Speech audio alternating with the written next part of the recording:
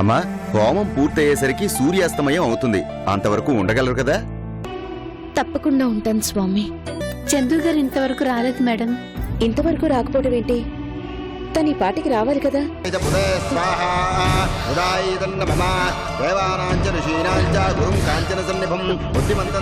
చందు ఏది? ఫోన్ ఇంట్లోనే వదిలేసి వెళ్ళిపోయింది డాక్టర్. ఒక్కరోజు మిస్ అయినా చాలా ప్రాబ్లం కృష్ణ గారు.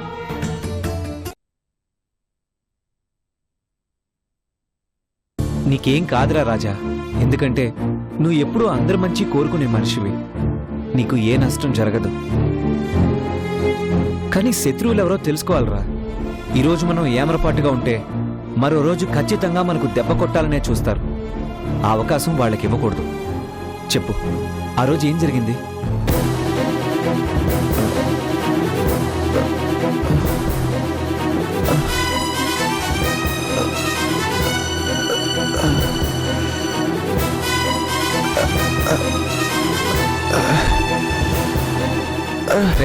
చెప్పరా, ట్రై చెయ్యి.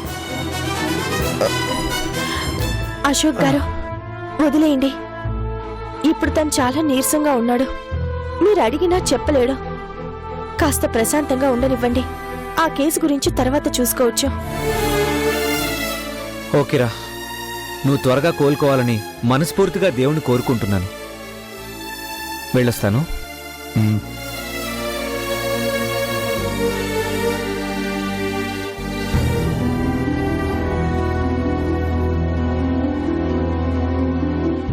నువ్వు రెస్ట్ తీసుకో రాజా.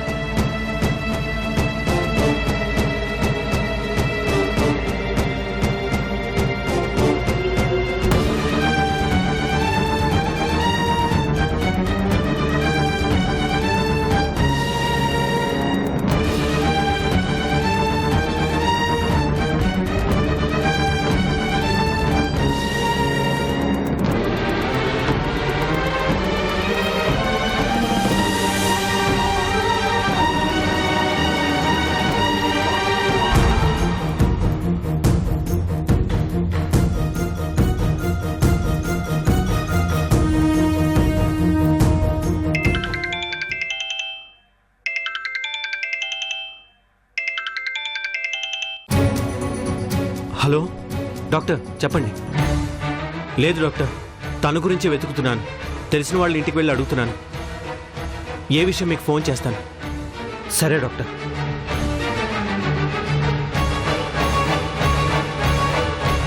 ఎక్కడికి వెళ్ళి ఉంటుంది?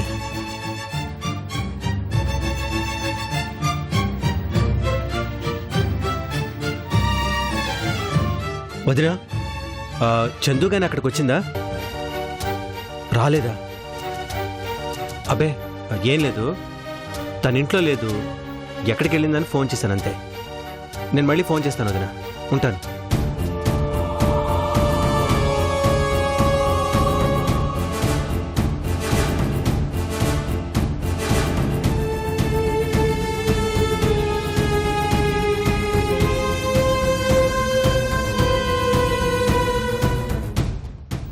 సంతోష్, చందు ఏమన్నా మీ ఇంటికి వచ్చిందా? ఓ రాలేదా? అబ్బే ఏం లేదు, అంతా ఓకే. నేను మళ్ళీ కాల్ చేస్తాను సంతోష్. బాయ్.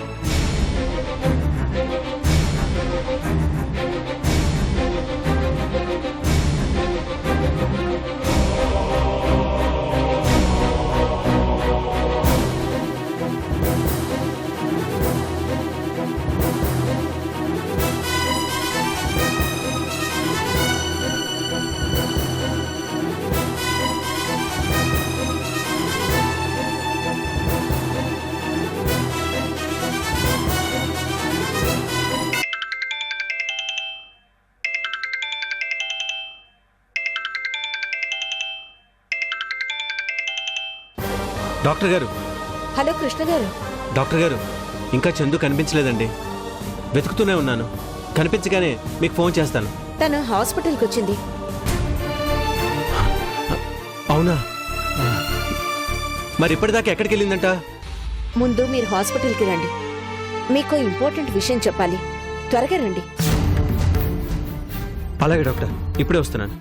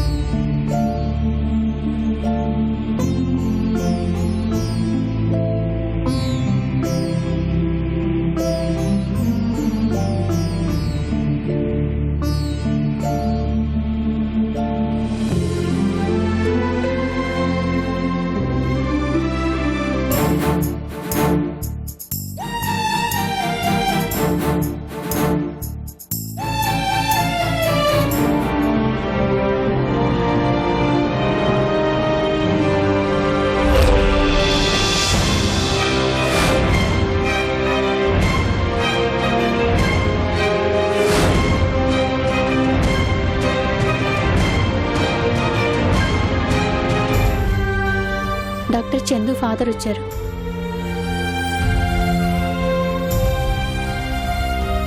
సరే, నువ్వు అబ్జర్వ్ చేస్తూ అలాగే ఉండు.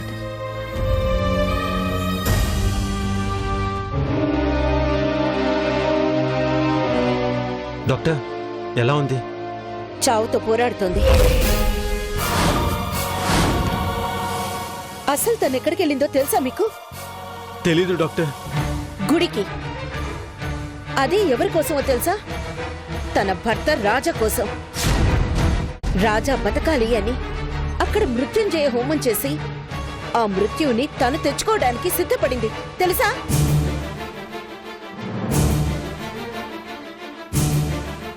ఎట్టి పరిస్థితుల్లోనూ ఖాళీ కడుపుతో ఉండొద్దు అన్నాను, వినలేదు.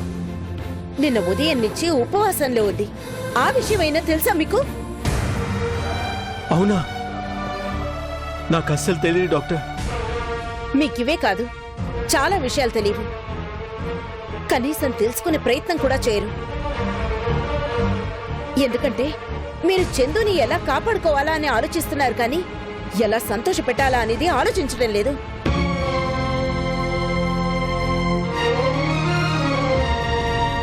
మీకప్పుడే చెప్పాను, చందుని కాపాడాలి అనే విషయం మర్చిపోయి ఎలా ఆనందంగా ఉంచాలో తెలుసుకోండి అని చెప్పాను. ఎందుకంటే సంతోషంలో మరో 4 రోజులు ఎక్కువ బతకాల్సిందే, కానీ మనం కాపాడలేవని మరీ మరీ చెప్పాను. మీరు వినలేదు. లేదు డాక్టర్, తనని హ్యాపీగా ఉంచడానికే ట్రై చేశాను. లేదు కృష్ణ గారు, మీరు అలా చేయలేదు. మీరే కాదు, తనను ఎవ్వరూ సంతోషంగా ఉంచే ప్రయత్నం చేయటం లేదు. మీ వదిన అర్చన గారికి కూడా చెప్పాను, చందు తన చావు గురించి కంటే తన బాధ్యతల గురించే ఎక్కువ ఆలోచిస్తోందని. అందులో భాగమే రాజా. ఇదిగో చూశారుగా, రాజా కోసం ఉపవాసం ఉండి హోమం చేసి చావు బతుకుల మధ్య ట్రీట్మెంట్ కోసం వచ్చింది. ఈ కష్టం రాజాకి తెలీదు, మనం చెప్పలేం. కానీ మీకు తెలుసు. తెలిసి కూడా మీరేమీ చేయడం లేదు. నేనేం చేయట్లేదు డాక్టర్. తను జయంతిని పెళ్లి చేసుకోమంటే మీరెందుకు ఒప్పుకోలేదు?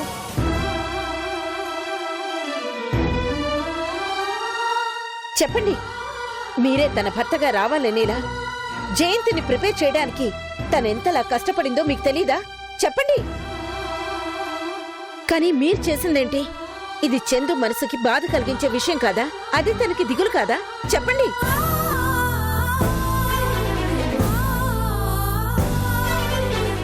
నిజమే డాక్టర్. కానీ కానీ చందు కాదండి, నేను అడుగుతున్నాను. డాక్టర్గా కాదు, మీ అక్కలా అడుగుతున్నాను. చందు మీద ప్రామిస్ చేసి నిజం చెప్పండి. జయంత్ అంటే మీకు ఇష్టం లేదు?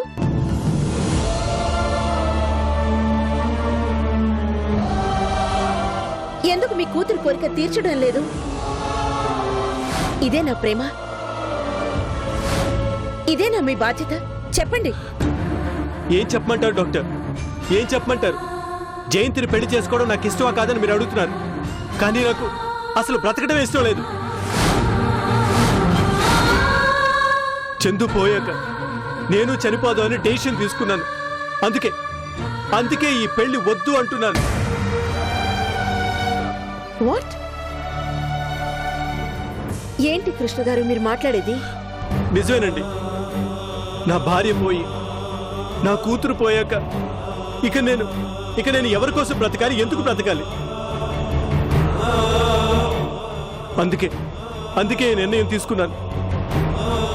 చందు కోసం జయంతి మేళ్ళలో తాళి కట్టి తనను ఒక విధవరాలు చేయమంటారా? ఆపండి, ఆపండి, ఆపండి.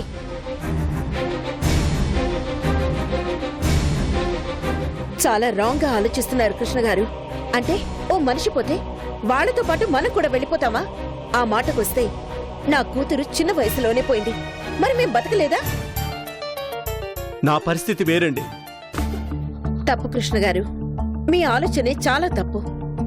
అందరికంటే మీరే చాలా అదృష్టవంతులు. ఎలాగో తెలుసా? పోయిన మీ భార్య జయంతి రూపంలో మళ్ళీ దక్కితే రేపు చనిపోయే మీ కూతురు మళ్ళీ మీకు బిడ్డగా చేరబోతుంది. ఇది నా మాట కాదు, చందు ఆశ.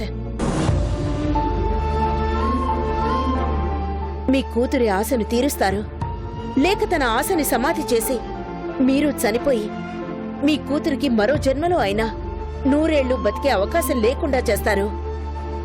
బాగా ఆలోచించుకోండి.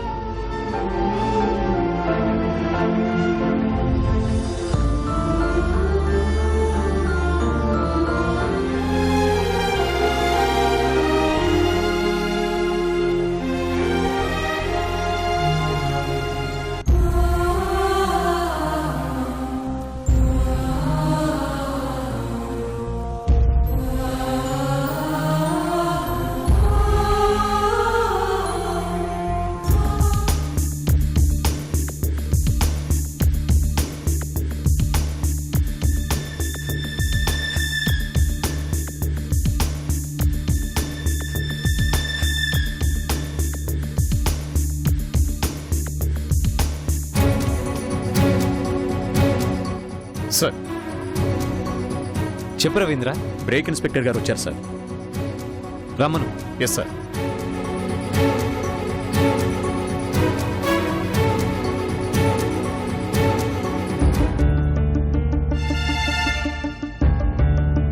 నమస్కారం సార్. నమస్తే, కూర్చోండి. చెప్పండి, మీ రిపోర్ట్ ఏంటి? బ్రేక్స్ ఎవరో తీసేశారు. ఒక్కసారిగా బ్రేక్ పడిపోకుండా కొంత దూరం ట్రావెల్ చేశాక పడిపోయేటట్లు ప్లాన్ చేశారు. మీరు చూసిన బ్రేక్ ఆయిల్ లీకేజ్ కూడా అందులో భాగమే.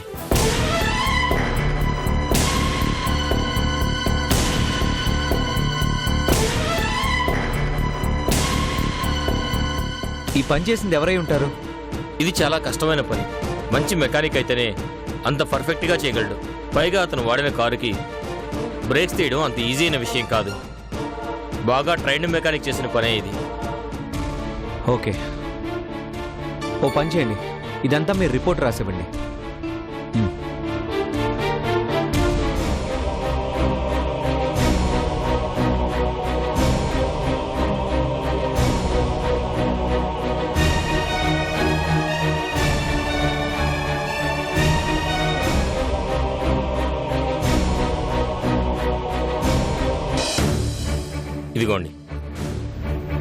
Thank you. మళ్ళీ మీ అవసరం వస్తే పిలుస్తాను, కాస్త కోఆపరేట్ చేయండి. Okay sir, sure. వస్తాను సార్. రవీంద్ర, సార్. విన్నావుగా?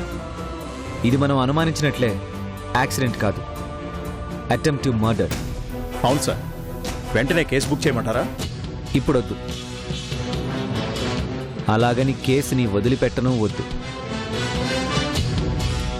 కేసుని డీల్ చేస్తున్నట్టు ఎవ్వరికీ అనుమానం రాకుండా మన పని మనం చేసుకుంటూ వెళ్ళాలి. అలాగే సార్. ముందు ఏరియాలో రాజా వాడే కారు ఎక్కడ సర్వీస్కి ఇస్తాడో కనుక్కో. ఆ మెకానిక్ని అడిగి ఈ సిటీలో ఎంతమంది ఆ కార్ మెకానిక్స్ ఉన్నారో ఓ లిస్ట్ తయారు చేయి. కొన్ని వందల మంది ఉండొచ్చు సార్. ఉంటారు, కానీ నేను చెప్పిన ఏరియాల్లో వెతికితే 100 మంది 100 మందికి రావచ్చు. వాళ్లలో రామ్ ప్రసాద్ ఎంతమందికి తెలుసు, రాజా ఎంతమందికి తెలుసు అని అడిగితే ఆ 100 మంది 10ల సంఖ్యకు వస్తారు. What you say? వాళ్లలో ఆ కార్ నంబర్ ఎంతమందికి తెలుసో ఎంక్వైరీ చేయి. అలాగే సార్. రవీంద్ర, సార్. రాజా రేపో ఎల్లుండో హాస్పిటల్ నుంచి డిశ్చార్జ్ అవుతున్నాడు. తను ఇంటికి వచ్చేసరికి అసలు నేరస్తుడెవరో పట్టుకోవాలి. అలాగే సార్.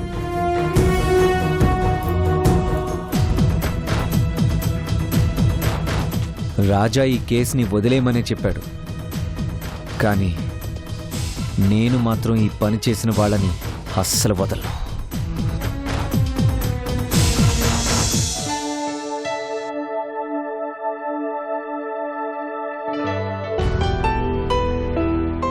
రామయ్య, ఏంటమ్మా?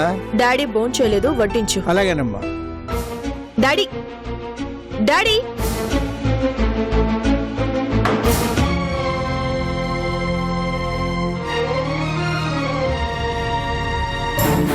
అదేమిటమ్మా, పెళ్లికి వెళ్ళి భోజనం చేయకుండా రావడం ఏమిటి? ఏంటో ఎంతమంది బతులాడినా భోజనం చేయకుండా వచ్చేశారు.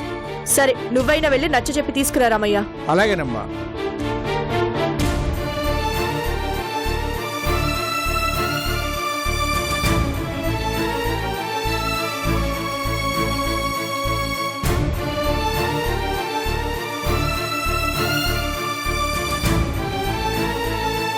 నాకు వద్దని చెప్తుంటే అర్థం కాదా నీకు? ఎన్నిసార్లు చెప్పాలి?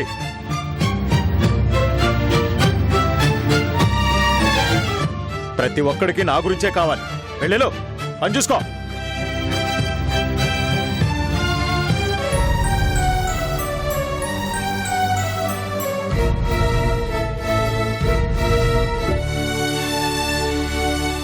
చూశారు కదమ్మా, ఎప్పుడు లేని నా మీద కూడా కోపడుతున్నారు. సరే, నేనే వెళ్ళి మాట్లాడతాను. అలాగేనమ్మా.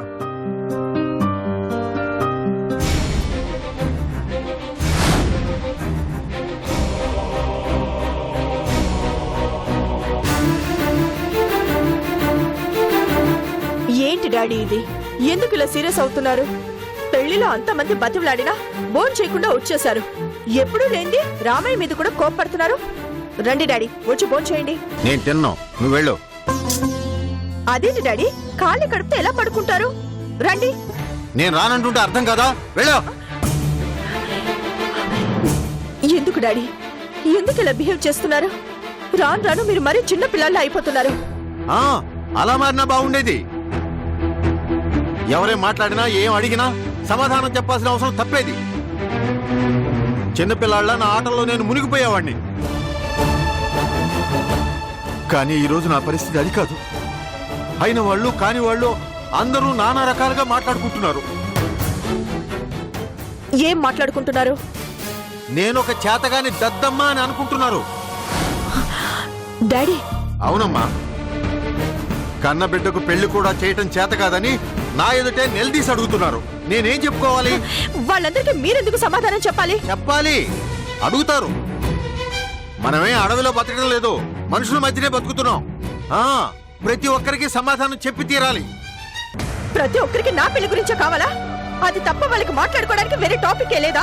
ఉందో లేదో నువ్వే చూసావుగా. అక్కడికి వచ్చిన వాళ్ళలో ఒక్కరైనా నీ పెళ్లి గురించి అడగకుండా వెళ్ళారా?